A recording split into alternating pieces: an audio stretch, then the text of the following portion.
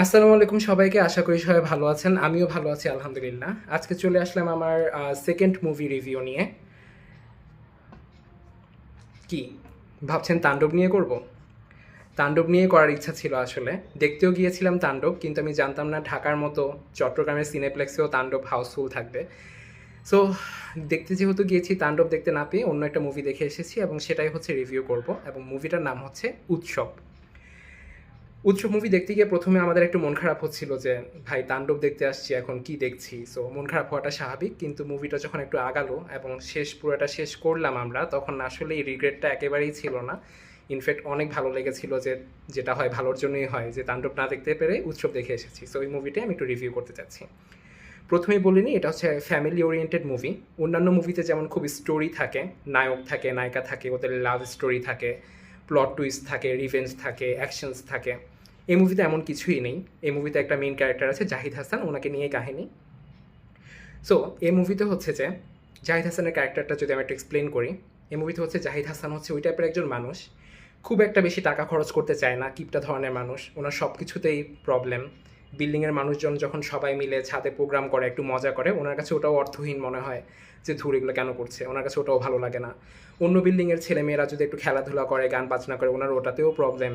কেউ যদি বিড়াল পালে, ওনার ওটাতেও প্রবলেম। মানে এমন একটা মানুষ যার কোনো কিছুতেই শান্তি নাই, মানে ওনার কোনো কিছুতেই ভালো লাগে না। উনি হচ্ছে লাইফ অনেক ভুল করেছেন, উনি হচ্ছে যে, বাট উনি হচ্ছে যে খুব হ্যাপি করার ট্রাই করেন সবাইকে। ওনার ভাইগনা আছে একজন, ওকে হচ্ছে যে ওর জন্য বেস্ট করার ট্রাই করে, ওনার গার্লফ্রেন্ডকে অনেক হ্যাপি করার ট্রাই করে, কিন্তু উনি নিজের পার্সোনাল লাইফে হ্যাপি না। সেই মুভিটাতে এটাও বোঝানো হয়েছে যে নিজের পার্সোনাল লাইফে হ্যাপি না হলে, নিজে হ্যাপি না হলে যে অন্যকে হ্যাপি করা যায় না, এটাই মুভিতে খুব স্পষ্টভাবেই দেখানো হয়েছে।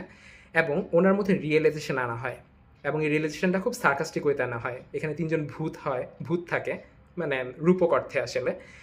জাহিদ হাসান, সরি, চঞ্চল চৌধুরীর ভূত, জয়া হাসানের ভূত এবং অপি করিমের ভূত, ওরা তিনজন আসেন এবং ওরা হচ্ছে ওর মধ্যে রিয়েলাইজেশন আনার ট্রাই করেন। এবং এই পার্টটা খুবই সার্কাস্টিক ওয়েতে দেখানো হয়। তিনজনই নিজেদেরকে রোস্ট করে, নিজেদের ক্যারিয়ারকে রোস্ট করে, খুব অনেকগুলো পাঁচ লাইন থাকে। বাট তিনজনের পার্টের মধ্যে আমার জয়া হাসানের পার্ট অনেক বেশি ভালো লেগেছে। ওনার অ্যাক্টিং তো জোস। আর হচ্ছে যে ওনার পাঞ্চ লাইনগুলোও সেই ছিল, এবং ওনার হচ্ছে যে যে রোস্টিং পার্টগুলোও সেই ছিল। সো ওই পার্টগুলো আর না বলি, ওগুলো বললে আসলে মজা থাকবে না। সেই মুভিটা যদি আমি একটা কোটের মাধ্যমে এক্সপ্লেন করি, আমার খুব ফেভারিট একটা কোট আছে, সেটা হচ্ছে যে start where you are, use what you have, do what you can. তো পাস্ট যেটা হয়ে গিয়েছে সেটা তো আসলে আমরা চেঞ্জ করতে পারবো না।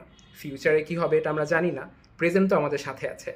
সো এই মুভিতে রিলেশনের মাধ্যমে জাহিদ হাসানকে এটাই বোঝানো হয়েছে, প্রেজেন্টে যা আছে ওটা নিয়ে সুন্দর থাকার চেষ্টা করা। লাইফে তো অনেক ভুল করে ফেলেছে,